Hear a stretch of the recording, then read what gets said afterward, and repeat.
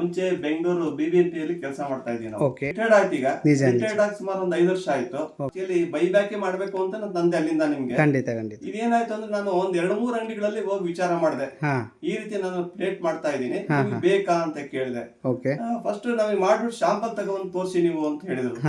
ನಾನು ಹಾಗಾಗಿ ಒಂದ್ 2-3 ಕಡೆ ಸ್ಟಾಂಪಲ್ ತಗೊಂಡು ತೋರಿಸಿದ್ವಿ. ಅವರೆಲ್ಲ ಬಹಳ ಅಟ್ರಾಕ್ಷನ್ ಆಗಿ ಬಹಳ ಚೆನ್ನಾಗಿದೆ ಎಲ್ಲಾನು ಪೂರ್ತಿ ಮೆಟೀರಿಯಲ್.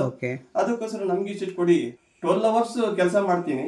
ಆ 12 ಅವರ್ಸ್ ಕೆಲಸ ಮಾಡಿದ್ರೆ ಸಾಕಾಗ್ತಾ ಇಲ್ಲ. ಆ ರೀತಿಯಾಗಿ ಡಿಮ್ಯಾಂಡ್ ಜಾಸ್ತಿ ಆಗ್ಬಿಟ್ಟಿದೆ. ತುಂಬಾ ಒಳ್ಳೆ ವಿಚಾರ ಸರ್, ಕೇಳಿ ಖುಷಿ ಆಯ್ತು. ನಿಮ್ದು ಏಜ್ ಎಷ್ಟು ಅಂತ ಕೇಳ್ಬೋದಾ ಸರ್? ಏಜ್ ಈಗ ನಾನು ಸುಮಾರಿಗೆ ನನಗೆ 68 ವರ್ಷ. ಈಗ ಆಕ್ಚುಲಿ ಹೇಳ್ಬೇಕಂದ್ರೆ ಸರ್, ನೀವು ರಿಟೈರ್ಡ್ ಏಜ್ ನಲ್ಲಿ ಕೆಲಸ ಮಾಡ್ತಿದ್ದೀರಾ ಅನ್ಕೋತೀನಿ.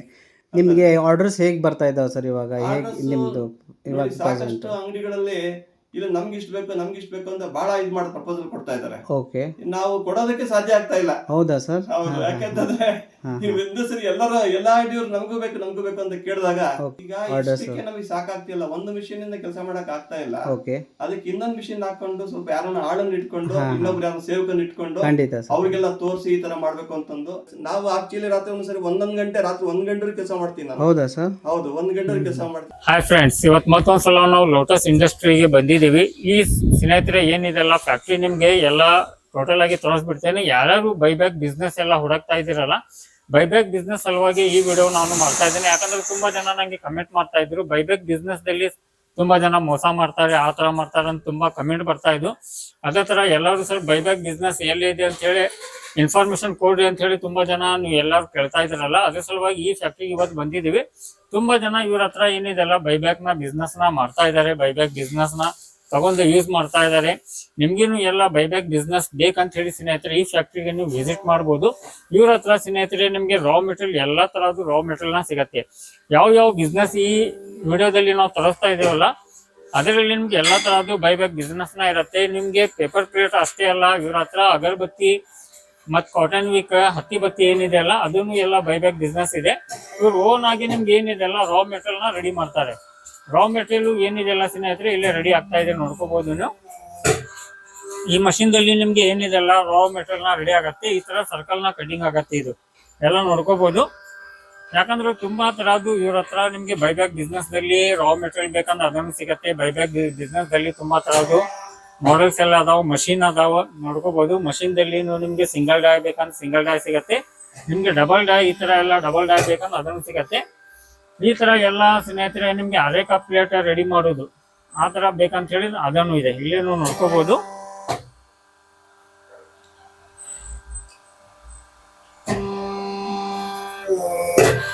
ಈ ತರ ಸ್ನೇಹಿತರೆ ಏನಿದೆಲ್ಲ ನೀವು ಬಿಸ್ನೆಸ್ ಮಾಡ್ಬೋದು. ಪೇಪರ್ ಪ್ಲೇಟ್ ಯಾವ ತರ ರೆಡಿ ಆಗ್ತಾ ಇದೆ ಇಲ್ಲೇ ನಿಮ್ಗೆ ತೋರಿಸ್ತಾ ಇದ್ದೇನೆ, ಇದು ನೋಡ್ಕೋಬಹುದು. ಈ ತರ ಪೇಪರ್ ಪ್ಲೇಟ್ ನ ರೆಡಿ ಆಗತ್ತೆ. ನೀವು ಎಲ್ಲಾ ಸೈಜ್ ನ ಒಂದೇ ಮಷೀನ್ ದಲ್ಲಿ ಎಲ್ಲಾ ಸೈಜ್ ನ ನೀವು ರೆಡಿ ಮಾಡ್ಕೋಬಹುದು. ಬರೀ ಇದು ಏನಿದೆಲ್ಲ ಡೈ ಅನ್ನ ಚೇಂಜ್ ಮಾಡ್ಬೇಕಾಗತ್ತೆ. ಈ ಡೈ ಅನ್ನ ನೀವು ಚೇಂಜ್ ಮಾಡ್ಕೊಂಡು ಎಲ್ಲಾ ತರದ್ದು ಇದರಲ್ಲಿ ಮೋಡ್ ಚೇಂಜ್ ಮಾಡ್ಕೊಂಡು ಎಲ್ಲಾ ತರದ್ದು ಪೇಪರ್ ಪ್ಲೇಟ್ ನ ರೆಡಿ ಮಾಡ್ಕೋಬಹುದು. ಇಲ್ಲೇನು ಎಲ್ಲ ನಿಮ್ಗೆ ಸೈಜ್ ರೆಡಿ ಆಗಿದ್ದೆ ಸ್ನೇಹಿತರೆ. ಯಾವ ತರ ಪ್ಯಾಕಿಂಗ್ ಮಾಡ್ಬೇಕು ಅದೇ ಎಲ್ಲ ನೀವು ನೋಡ್ಕೋಬಹುದು. ಈ ತರ ಪ್ಯಾಕಿಂಗ್ ಆಗಿದ್ಮೇಲೆ ಈ ತರ ನೀವು ತಗೊಂಡ್ಬಂದು ಇವ್ರಿಗೆ ಹೊಳೆ ಕೊಟ್ಟ ಅಂದ್ರೆ ಅದನ್ನು ನಿಮ್ ಕಡೆ ಎಲ್ಲ ಬೈಬ್ಯಾಕ್ ನ ತಗೋತಾರೆ. ಸ್ನೇಹಿತರೆ ಇಲ್ಲೇನು ನೋಡ್ಕೋಬಹುದು ಯಾವ ತರ ನಿಮ್ಗೆ ರೆಡಿ ಆಗ್ತಾ ಇದೆ ಪೇಪರ್ ಪ್ಲೇಟ್ ನ.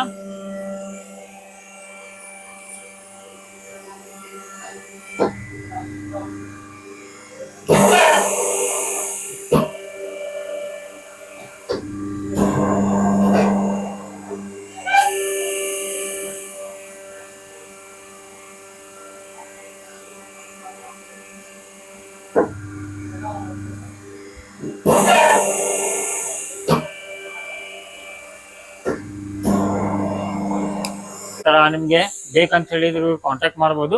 ಎಲ್ಲಾ ತರದ್ದು ರಾ ಮೆಟೀರಿಯಲ್ ಇವ್ರ ಹತ್ರ ಸಿಗತ್ತೆ. ಈ ತರ ನಿಮ್ಗೆ ಬೇಕಂತ ಹೇಳಿದ್ರೆ ಅದಕ್ಕೂ ವಿಸಿಟ್ ಮಾಡಬಹುದು. ಎಲ್ಲಾ ತರದ್ದು ಅವೈಲೇಬಲ್ ಇರತ್ತೆ ಫ್ಯಾಕ್ಟ್ರಿದಲ್ಲಿ. ಅದೇ ತರ ಇದು ಹತ್ತಿ ಬತ್ತಿ ಮಷಿನ್ ಸ್ನೇಹಿತರೆ, ಹತ್ತಿ ಬತ್ತಿದಲ್ಲಿ ನಿಮ್ಗೆ ಎಲ್ಲ ಬಿಸ್ನೆಸ್ ಮಾಡೋದಿದೆ ಅಂತ ಹೇಳಿದ್ರೆ ಅದಕ್ಕೂ ವಿಸಿಟ್ ಮಾಡ್ರಿ. ಹತ್ತಿ ಬತ್ತಿಯಲ್ಲಿನೂ ನಿಮ್ಗೆ ಏನಿದೆ ಅಲ್ಲ ಇದು ನಿಮ್ಗೆ ಎಲ್ಲ ಬೈಬ್ಯಾಕ್ ಬೇಕಂತ ಹೇಳಿದ್ರೆ ಬೈಬ್ಯಾಕ್ ಇದೆ, ಇದಕ್ಕೂ ವಿಸಿಟ್ ಮಾಡಿ ನಿಮ್ ಸ್ವಂತ ಉದ್ಯೋಗನ ನೀವು ಸ್ಟಾರ್ಟ್ ಮಾಡಬಹುದು.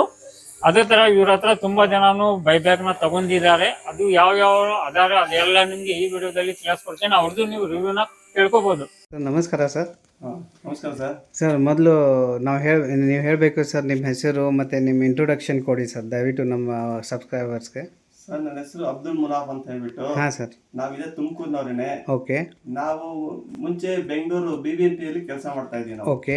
ಹಾಂ ಹಾಂ. ಅಲ್ಲಿ ಬೆಂಗಳೂರಲ್ಲಿ ಹೇಗೆ ಅಂತಂದ್ರೆ ಬೆಳಿಗ್ಗೆ 8 ಗಂಟೆಗೆ ಹೋಗಿ ರಾತ್ರಿ 8 ಗಂಟೆವರೆಗೂ ಕೆಲಸ ಮಾಡ್ತಿದ್ವಿ ಕಷ್ಟಪಟ್ಟು. Okay okay. ಈಗ ಏನಾಗಿದೆ ಅಂತಂದ್ರೆ ಈಗ ನಾವು ಸುಮ್ನೆ ಕೂತು ರಿಟೈರ್ಡ್ ಆಯ್ತು. ಈಗ ರಿಟೈರ್ಡ್ ಆಗಿ ಸುಮಾರು ಒಂದು 5 ವರ್ಷ ಆಯ್ತು. ಓಕೆ. ಈಗ ಸುಮ್ನೆ ಕೂತು ಕಾಲೇ ಕಳೆಯಕ್ ನಮ್ ಕೈಲಿ ಆಗ್ತಾ ಇಲ್ಲ.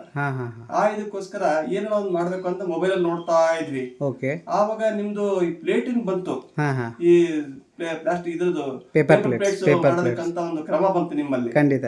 ಆ ಕ್ರಮವನ್ನ ನಾನು ಅನುಸರಿಸಿ ನೋಡಿದೆ ನಾನು. ಇದನ್ನ ನಾನು ಮಾಡ್ತಾ ಇದ್ರೆ ಇದರಿಂದ ನಾನು ಮುಂದುವರಿಬಹುದು ಅಂತಕ್ಕಂತ ಮನೋಭಾವ ನಾನು ಬಂತು. Okay okay. ಅದಕ್ಕೋಸ್ಕರ ಏನ್ ಮಾಡಿದ್ವಿ, ನಾನು ನಿಮಗೆ ಫೋನ್ ಮಾಡ್ಕೊಂಡೆ. ಫಸ್ಟ್ ಎಲ್ಲಿದ್ದೀರಾ ನೀವು, ಬೆಂಗಳೂರಲ್ಲಿ ಯಾವ ಕಡೆ ಇದ್ದೀರಾ ಅಂತ ಕೇಳ್ಕೊಂಡಾದ್ಮೇಲೆ ನಿಮ್ಮ ವಿಳಾಸಕ್ಕೆ ನಾನು ಬಂದೆ. ಬಂದ್ಬಿಟ್ಟು ಇಲ್ಲೇ ನೋಡೋಣ, ನೋಡ್ಬಿಟ್ಟು ಪರ್ಚೇಸ್ ಮಾಡೋಣ ನಾವು ಮಿಷಿನ್ ಅಂತ ಹೇಳ್ಬಿಟ್ಟು. ಹಾಗಾಗಿ ಬಂದ್ಬಿಟ್ಟು ನಿಮ್ಗೆ ಅಡ್ವಾನ್ಸ್ ಸ್ವಲ್ಪ ಅಮೌಂಟ್ ಕೊಟ್ಬಿಟ್ಟು ಅದಾದ ನಂತರ ನಿಮ್ಗೆ ಟೋಟಲಿ ಇರ್ತಕ್ಕಂತ ಅಮೌಂಟ್ ಎಲ್ಲ ಪೂರ್ತಿಯಾಗಿ ಕೊಟ್ಟು ಮೆಟೀರಿಯಲ್ ವಿತ್ ಮಿಷಿನ್ ಎರಡು ಪರ್ಚೇಸ್ ಮಾಡ್ಕೊಂಡು ನಾನು ಅಲ್ಲಿಂದ ತಂದು ನನ್ನ ಮನೇಲಿ ಹಾಕೊಂಡೆ. ಸರ್ ತುಂಬಾ ಒಳ್ಳೆ ವಿಚಾರ ಸರ್. ಆಕ್ಚುಲಿ ನಿಮಗೆ ಇದು ಹೇಗೆ ಮಾಡ್ಬೇಕಂತ ಅನ್ನಿಸ್ತು, ಆಮೇಲೆ ನಿಮಗೆ ಸರ್ವಿಸ್ ಹೇಗೆ ಸಿಕ್ತು ನಮ್ಮ ಇಂಡಸ್ಟ್ರಿಯಿಂದ, ಆಮೇಲೆ ನಿಮಗೆ ಬೈಬ್ಯಾಕ್ ಸಪೋರ್ಟ್ ಹೇಗೆ ಸಿಕ್ತು, ನೀವು ಮಾರ್ಕೆಟ್ ಹೇಗೆ ಸೆಟ್ ಮಾಡಿದ್ದೀರಾ, ಸ್ವಲ್ಪ ವೀಕ್ಷಕರಿಗೆ ಹೇಳ್ಕೊಡಿ. ಸರಿ ಸರ್. ನಾವು ಆಕ್ಚುಲಿ ಬೈಬ್ಯಾಕ್ ಮಾಡ್ಬೇಕು ಅಂತ ನಾನು ತಂದೆ ಅಲ್ಲಿಂದ ನಿಮ್ಗೆ. ಖಂಡಿತ ಖಂಡಿತ. ಇದೇನಾಯ್ತು ಅಂದ್ರೆ ನಾನು ಒಂದ್ 2-3 ಅಂಗಡಿಗಳಲ್ಲಿ ಹೋಗಿ ವಿಚಾರ ಮಾಡಿದೆ. ಈ ರೀತಿ ನಾನು ಪ್ಲೇಟ್ ಮಾಡ್ತಾ ಇದ್ದೀನಿ, ಬೇಕಾ ಅಂತ ಕೇಳಿದೆ. ಫಸ್ಟ್ ನಮಗೆ ಮಾಡ್ಬಿಟ್ಟು ಶಾಂಪಲ್ ತಗೊಂಡ್ ತೋರಿಸಿ ನೀವು ಅಂತ ಹೇಳಿದ್ರು. ನಾನು ಹಾಗಾಗಿ ಒಂದ್ 2-3 ಕಡೆ ಶಾಂಪಲ್ ತಗೊಂಡ್ ತೋರಿಸಿದ್ವಿ. ಅವರೆಲ್ಲ ಬಹಳ ಅಟ್ರಾಕ್ಷನ್ ಆಗಿ ಬಹಳ ಚೆನ್ನಾಗಿದೆ ಎಲ್ಲ ಪೂರ್ತಿ ಮೆಟೀರಿಯಲ್. ಅದಕ್ಕೋಸ್ಕರ ನಮ್ಗೆ ಇಷ್ಟ ಕೊಡಿ, 10 ನಂಬರು, 11 ನಂಬರು, 12 ನಂಬರು ಮತ್ತೆ 16 ನಂಬರು ಇವೆಲ್ಲಾನು ನೋಡ್ಬಿಟ್ಟು ಅವರು ಬಹಳ ಚೆನ್ನಾಗಿದೆ ನಮ್ಗೆ ಕೊಡಿ ಅಂತ ಹೇಳ್ಬಿಟ್ಟು ಒಂದ್ 2-3 ಕಡೆ ಈ ರೀತಿ ಪ್ರಪೋಸಲ್ ಬಂತು ನನಗೆ. ಹಾಗಾಗಿ ಏನಾಯ್ತು, ನನಗೆ ಈಗ ಕೆಲಸದ ಒತ್ತಡ ಜಾಸ್ತಿ ಆಗ್ಬಿಟ್ಟಿದೆ. ನಮ್ಗೂ ಕೊಡಿ ಎಷ್ಟು ಅಂತ ನಾವು ಮಾಡಕ್ಕಲ್ಲ. ಅದಕ್ಕೋಸ್ಕರ ಆಗನು ಸಹ ನಾನು 12 ಅವರ್ಸ್ ಕೆಲಸ ಮಾಡ್ತೀನಿ. ಆ 12 ಅವರ್ಸ್ ಕೆಲಸ ಮಾಡಿದ್ರೆ ಸಾಕಾಗ್ತಾ ಇಲ್ಲ. ಆ ರೀತಿಯಾಗಿ ಡಿಮ್ಯಾಂಡ್ ಜಾಸ್ತಿ ಆಗ್ಬಿಟ್ಟಿದೆ. ತುಂಬಾ ಒಳ್ಳೆ ವಿಚಾರ ಸರ್, ಕೇಳಿ ಖುಷಿ ಆಯ್ತು. ಆಕ್ಚುಲಿ ಬೈಬ್ಯಾಕ್ ನಲ್ಲಿ ನಮ್ಮ ಇಂಡಸ್ಟ್ರಿಯಿಂದ ಯಾವ ತರ ಸಪೋರ್ಟ್ ಸಿಕ್ಕಿದೆ ಸರ್ ನಿಮಗೆ? ಟ್ರೈನಿಂಗ್ ಆಗಲಿ, ನಿಮಗೆ ಇನ್ಸ್ಟ್ರಕ್ಷನ್ ಆಗಲಿ, ಬೈಬ್ಯಾಕ್ ತಗೊಳ್ಳೋದಾಗ್ಲಿ, ಆಮೇಲೆ ನಿಮಗೆ ಪ್ರಾಫಿಟ್ ಮಾರ್ಜಿನ್ ಹೇಳ್ಕೊಡೋದಾಗ್ಲಿ, ಯಾವ ತರ ನೀವು ಇದನ್ನ ಪಾಸಿಟಿವ್ ನಲ್ಲಿ ತಗೊಂಡಿದ್ದೀರಾ ಸರ್, ಸ್ವಲ್ಪ ಹೇಳ್ತೀರಾ? ನಾನು ನಿಮ್ಮ ಕಂಪನಿಗೆ ಬಂದೆ, ಅಲ್ಲಿ ಮಿಷಿನ್ ಗಳನ್ನ ನೋಡಿದೆ. ನೋಡ್ಬಿಟ್ಟು ಆದ್ಮೇಲೆ ಏನ್ ಮಾಡಿದೆ, ಈ ತರ ಒಂದ್ ಮಿಷಿನ್ ಬೇಕು ಸ್ಟಾರ್ಟಿಂಗ್ ಅಂತ ಹೇಳಿದಾಗ ನೀವು ಅದನ್ನೆಲ್ಲ ಪೂರ್ತಿ ನನಗೆ ಸ್ವಲ್ಪ ತೋರಿಸಿ ಅಂದಾಗ ನೀವೆಲ್ಲ ಪೂರ್ತಿ ತೋರಿಸಿರಿ. ಯಾವ ತರ ಮಾಡ್ಬೇಕು ನಾವು, ಯಾವ ತರ ಇದು ಮಿಷಿನ್ ಆನ್ ಮಾಡಬೇಕು, ಯಾವ ತರ ಪೇಪರ್ ತೆಗಿಬೇಕು ಎಂಬುದಕ್ಕನ್ನು ಪೂರ್ತಿಯಾಗಿ ತೋರಿಸ್ಕೊಟ್ರಿ. ಆಮೇಲೆ ಹೀಟ್ ಎಷ್ಟ್ ಆಗ್ಬೇಕು ಇದಕ್ಕೆ, ಎಷ್ಟು ಹೀಟ್ ಇಡಬೇಕು ಇದಕ್ಕೆ, ಮತ್ತೆ ಮಿಷಿನ್ ಎಷ್ಟು ಮೇಲಕ್ಕೆ ನೀವು ತಗೋಬೇಕು ಅದನ್ನ, ಮತ್ತೆ ಎಷ್ಟು ಕೆಳಗಡೆ ಇಳಿಸ್ಬೇಕು ನೀವು, ಅವನ್ನೆಲ್ಲ ಪೂರ್ತಿಯಾಗಿ ತೋರಿಸ್ಕೊಟ್ರಿ. ಅದರಿಂದ ನನಗೇನಾಯ್ತು, ಮನವರಿಕೆ ಆಯ್ತು. ಪರವಾಗಿಲ್ಲ, ಇದು ಒಳ್ಳೆ ಕೆಲಸ ಮಾಡ್ಬೋದು ನಾವು. ಸುಮ್ನೆ ಕೂತ್ಕೊಳ್ಳೋದಕ್ಕೆ ಈ ಕೆಲಸ ಮಾಡಿದ್ರೆ ಏನೋ ಒಂದು ಉಪಯೋಗ ಆಗುತ್ತೆ ಮನೆಗೆ ಬಂತು. ಹಾಗಾಗಿ ನಿಮ್ಮಿಂದ ಒಂದು ಸಪೋರ್ಟ್ ಸಿಕ್ತು ನನಗೆ. ನಿಮ್ಮಿಂದ ಬಹಳ ಅನುಕೂಲ ಆಯ್ತು ನನಗೆ. ತುಂಬಾ ಒಳ್ಳೆ ವಿಚಾರ, ತುಂಬಾ ಒಳ್ಳೆ ವಿಚಾರ. ಆದ್ರೂ ಸಹ ನಾನು ಅಲ್ಲಿಂದ ತಂದು ಮಿಷಿನ್ ಎಲ್ಲ ತಂದು ರೆಡಿ ಮಾಡಿ ಸರ್. ಆಕ್ಚುಲಿ ನೀವು ನಿಮ್ದು ಏಜ್ ಎಷ್ಟು ಅಂತ ಕೇಳ್ಬೋದಾ ಸರ್? ಏಜ್ ಈಗ ನಾನು ಸುಮಾರಿಗೆ ನನಗೆ 68 ವರ್ಷ. ಈಗ ಆಕ್ಚುಲಿ ಹೇಳ್ಬೇಕಂದ್ರೆ ಸರ್, ನೀವು ರಿಟೈರ್ಡ್ ಏಜ್ನಲ್ಲಿ ಕೆಲಸ ಮಾಡ್ತಿದ್ದೀರಾ ಅನ್ಕೋತೀನಿ. ಸೊ ನಿಮಗೆ ಇದು ಯಂಗ್ ಜನ್ರೇಷನ್ಗೆ ನೀವು ಹೇಗೆ ಮಾದರಿ ಆಗ್ಬೋದು ಸರ್ ನೀವು? ಆಮೇಲೆ ನೀವೇನು ಹೇಳಿಕ್ ಬಯಸ್ತೀರಾ ಸರ್ ಅವ್ರಿಗೆ? ನನಗೆ ಈಗ 68 ವರ್ಷ. 68 ವರ್ಷ ಆದ್ರೂ ಸಹ ನಾವು ಬೆಳಗ್ಗೆ 4:15 ಗಂಟೆಗೆ ಎದ್ದು ಬಿಡ್ತೀವಿ. ಹೌದಾ? 4:15 ಗಂಟೆಗೆ ಬಿಟ್ಟು ಏನಿದು ಬೆಳಗ್ಗೆ ಸ್ನಾನ ಮುಗಿಸ್ಕೊಂಡು ಬೆಳಿಗ್ಗೆ ಬಂದು ಮಿಷಿನ್ ಎಲ್ಲ ರೆಡಿ ಮಾಡಿ ಅದನ್ನೆಲ್ಲ ಚೆಕ್ ಮಾಡಿ ಒಂದ್ಸರಿ ಎಲ್ಲ ಕ್ಲೀನ್ ಆಗಿ ಒರೆಸಿ ಅಲ್ಲಿಂದ ಕೆಲಸನ ಶುರು ಮಾಡ್ತೀವಿ ನಾವು. ಸುಮಾರು 6 ಗಂಟೆ 6:30 ಶುರು ಮಾಡ್ಬಿಡ್ತೀವಿ. ಯಾಕಂದ್ರೆ ಇವತ್ತಿನ ಜನರೇಷನ್ ನಲ್ಲಿ ನೋಡಿ ಸರ್, ಯಂಗ್ ಜನರೇಷನ್ ಸಾಕಷ್ಟು ವಿಡಿಯೋಸ್ ನೋಡ್ತಾರೆ. ಸೊ ಅವರು ಮಷಿನ್ ಹಾಕಿದ ತಕ್ಷಣ ಪ್ರಾಫಿಟ್ ಮಾರ್ಜಿನ್ ಎಕ್ಸ್ಪೆಕ್ಟ್ ಮಾಡ್ತಾರೆ. ಸೊ ನೀವು ಇದನ್ನ ಹೇಗೆ ಚಾಲೆಂಜ್ ಆಗಿ ತಗೊಂಡಿದ್ರಿ ಸರ್? ನಿಮ್ಗೆ ಹೇಗೆ ಅನ್ನಿಸ್ತು? ಬರೀ ಮಿಷಿನ್ ಹಾಕಿದ ತಕ್ಷಣ ನಿಮ್ಗೆ ಬರೋದಿಲ್ಲ ಅಮೌಂಟ್. ನಿಜ. ಯಾಕೆ ಅಂತಂದ್ರೆ ಇದನ್ನ ಪರ್ಫೆಕ್ಟ್ ಆಗಿ ಕೆಲಸ ಮಾಡ್ಬೇಕು. ನಿಜ ಸರ್. ನೀವು ಯಾವ ತರ ಕ್ವಾಲಿಟಿ ಕೊಡ್ತೀರಾ? Quality important. ಕ್ವಾಲಿಟಿ ಸರಿಯಾಗಿ ಮಾಡ್ದಂಗೆ ನಿಮ್ಗೆ ಪ್ಲೇಟ್ ಅರ್ಧಂಬರ್ಧ ಮಾಡಿದ್ರೆ ಅವಾಗ ಏನಾಗುತ್ತೆ, ಕ್ವಾಲಿಟಿ ಕಮ್ಮಿ ಆಗ್ಬಿಡುತ್ತೆ. ಪರ್ಫೆಕ್ಟ್ ಕ್ವಾಲಿಟಿ ಕೊಡ್ಬೇಕು. ನಿಜ. ಅದು ಪರ್ಫೆಕ್ಟ್ ಆಗಿ ನಿಂತ್ಕೋಬೇಕು ಪ್ಲೇಟ್. ಆ ತರ ಸಿಸ್ಟಮ್ ಆಗಿದ್ರೆ ಮಾತ್ರ ಪರ್ಚೇಸ್ ಮಾಡೋದು ತಗೊಂತಾರೆ, ಯಾರಾದ್ರೂ ತಗೋತಾರೆ. ನಿಜ. ಹಾಗಾಗಿ ನಮ್ಗೆ ಏನಾಯ್ತು, ಅದರಿಂದ ಸ್ವಲ್ಪ ಇಂಪ್ರೂವ್ಮೆಂಟ್ಸ್ ಮಾಡ್ಕೊಂಡಿ ನಾವು. ನೀವು ಬರೇ ಮಿಷಿನ್ ಹಾಕಿದ ತಕ್ಷಣ ಕೆಲಸ ಮಾಡದಿದ್ರೆ ನಿಮ್ಗೆ ಏನು ಬರಲ್ಲ ಸರ್. ಆಕ್ಚುಲಿ ನಿಮ್ಗೆ ಪ್ಯಾಕೆಟ್ಸ್ ಯಾವ ತರ ರೇಟ್ ಸೇಲ್ ಮಾಡಬೇಕು, ಯಾವ ತರ ನೀವು ಹೀಟಿಂಗ್ ಇಡಬೇಕು, ಇದೆಲ್ಲ ನಮ್ಮ ಇಂಡಸ್ಟ್ರಿಯಿಂದ ಹೇಳ್ಕೊಟ್ಟಿದ್ದಾರೆ ಸರ್ ನಿಮ್ಗೆ. ಹೌದೌದು. ನೀವು ಬೈಬ್ಯಾಕ್ ಹೇಳಿದ್ರಿ. ಇದರಿಂದ ನೀವು ಒಂದು 72 ರೂಪಾಯಿ ತಗೊಂಡ್ರೆ ನಾವು 92 ರೂಪಾಯಿ ವಾಪಸ್ ತಗೊಂತೀವಿ ಅಂತ ಹೇಳಿದ್ರಿ. ನಿಜ ಸರ್. ಕೆಜಿಗೆ ಅಂತ ಹೇಳಿದ್ರಿ.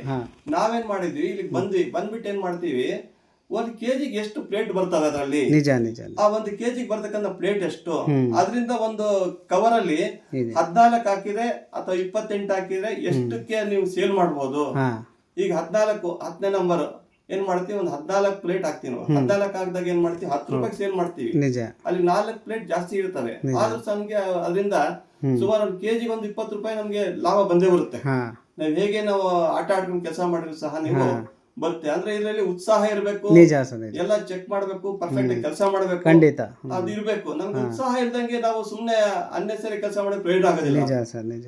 ನಿಮ್ಗೆ ಆರ್ಡರ್ಸ್ ಹೇಗ್ ಬರ್ತಾ ಇದಾವೆ ಸರ್ ಇವಾಗ? ಹೇಗೆ ನಿಮ್ದು ಇವಾಗ ಸಾಕಷ್ಟು ಅಂಗಡಿಗಳಲ್ಲಿ ಇಲ್ಲ ನಮ್ಗೆ ಇಷ್ಟ ಬೇಕು ಅಂತ ಬಹಳ ಇದು ಮಾಡಿ ಪ್ರಪೋಸಲ್ ಕೊಡ್ತಾ ಇದಾರೆ. ಓಕೆ, ನಾವು ಕೊಡೋದಕ್ಕೆ ಸಾಧ್ಯ ಆಗ್ತಾ ಇಲ್ಲ. ಹೌದಾ ಸರ್? ಹೌದು. ಯಾಕಂತಂದ್ರೆ ನೀವು ಒಂದು ಸರಿ ಎಲ್ಲಾ ಅಂಗಡಿಯವ್ರು ನಮಗೂ ಬೇಕು ಅಂತ ಕೇಳಿದಾಗ ನಾವು ಕೊಡತಕ್ಕಂಥದ್ದು ಕಷ್ಟ ಆಗುತ್ತೆ. ಅದಕ್ಕೆ ಫಸ್ಟ್ ಯಾರ ಅಂಗಡಿ ಎಷ್ಟು ಹೇಳ್ತಾರೋ ಅದನ್ನ ಮುಗಿಸಿದಾದ್ಮೇಲೆ ಮತ್ತೆ ಬೇರೆ ಅಂಗಡಿಗೆ ಇಷ್ಟು ದಿನಕ್ಕೆ ನಾವು ಕೊಡ್ತೀವಿ ಅಂತಂದು ಒಪ್ಕೊಂತೀವಿ. ತುಂಬಾ ಒಳ್ಳೆ ವಿಚಾರ ಸರ್. ಆಕ್ಚುಲಿ ಇದು ನೀವು ಪಾಸಿಟಿವ್ ಆಗಿ ತಗೊಂಡು ಒಂದು ಒಳ್ಳೆ ಮನಸ್ಸಿಂದ ಕೆಲಸ ಮಾಡ್ತಿದ್ದೀರಾ ಅಂತ ಹೇಳಿ ನಿಮ್ಗೆ ಆರ್ಡರ್ಸು ಬರ್ತಾ ಇದೆ, ಅದ್ರ ತಕ್ಕಂಗೆ ಕ್ವಾಲಿಟಿನೂ ಕೊಡ್ತಾ ಇದ್ದೀರಾ ಸರ್ ಅಲ್ವಾ? ಕ್ವಾಲಿಟಿ ಕೊಡದಿದ್ರೆ ನಮ್ಗೆ ಕೆಲಸ ಆಗೋದಿಲ್ಲ.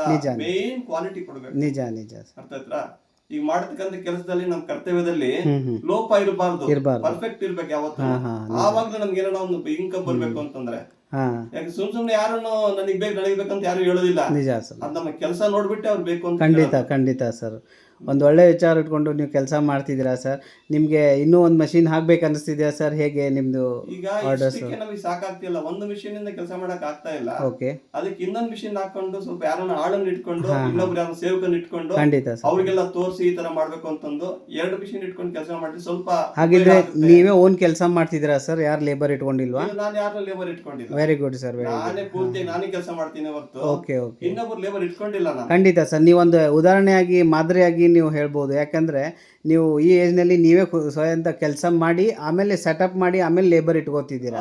ಯೂಶಲಿ ಏನು ಮಾಡ್ತಾರೆ ಸರ್, ಕೆಲವು ಜನ ಮಷಿನ್ ಹಾಕಿದ ತಕ್ಷಣ ಲೇಬರ್ ಇಟ್ಕೊಂಡ್ಬಿಡ್ತಾರೆ. ಸೊ ಅವ್ರ ಪ್ರೊಡಕ್ಷನ್ ಗೊತ್ತಾಗಲ್ಲ, ಹೇಗೆ ಮಾಡಬೇಕು, ಕ್ವಾಲಿಟಿ ಗೊತ್ತಾಗಲ್ಲ.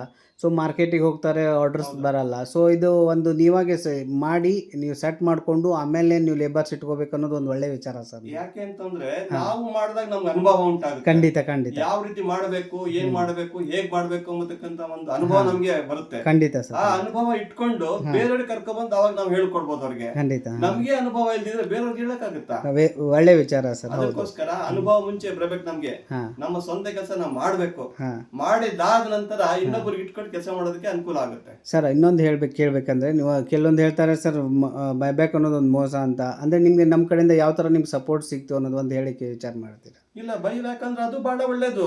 ಒಂದ್ ಪಕ್ಷ ನಿಮ್ ಮಾರ್ಕೆಟ್ ಸೇಲ್ ಆಗ್ದಿದ್ರು ನಿಜ ಪೂರ್ತಿ ನಾವ್ ಮಾಡ್ತಾ ಇದ್ದಿಲ್ಲ ಕೆಲಸ, ಪರ್ಫೆಕ್ಟ್ ಆಗಿರೋ ಕೆಲಸ ಆತರ ಮಾಡಿ ನೀವು ಮಾಡಿ ಕೆಜಿಗೆ 20 ರೂಪಾಯಿ ಬಂದೇ ಬರುತ್ತೆ. ಖಂಡಿತ. ಅದಕ್ಕೋಸ್ಕರ ನೀವು ಪೂರ್ತಿ ರೆಡಿ ಮಾಡ್ಬಿಟ್ಟು ಒಂದೇ ಸರಿ ಎಷ್ಟು ಮೆಟೀರಿಯಲ್ ಬೇಕೋ ಅಷ್ಟು ರೆಡಿ ಮಾಡ್ಬಿಟ್ಟು ಒಂದೇ ಸರಿ ಕೊಟ್ರೆ ಬೈಬ್ಯಾಕ್. ಅದೇ ಸರ್, ನಾವು ಅದ್ರ ವಿಡಿಯೋದಲ್ಲಿ ಅದೇ ಹೇಳಿದ್ದು. ಏನಂದ್ರೆ ನಿಮ್ಗೆ ಮಾರ್ಕೆಟ್ ಮಾಡಕ್ ಸೆಟ್ ಆಗ್ಲಿಲ್ಲ ಅಂದ್ರೆ ಕೂಡ ನಾವು ಕೂಡ ಎಕ್ಸ್ಪೆಕ್ಟ್ ತಗೋತೀವಿ, ತಗೊಂಡು ನಿಮ್ಗೆ ಸಪೋರ್ಟ್ ಮಾಡ್ತೀವಿ. ಅದು ಸಪೋರ್ಟ್ ಮಾಡ್ತಾನೆ ನೀವು ಮಾರ್ಕೆಟ್ನಲ್ಲಿ ಸೇಲ್ ಮಾಡಿದ್ರೆ ಅದೇ ಕ್ವಾಲಿಟಿ ಕೊಟ್ರೆ ನಿಮ್ಗೆ ಆರ್ಡರ್ ಬರುತ್ತೆ ಅಂತ.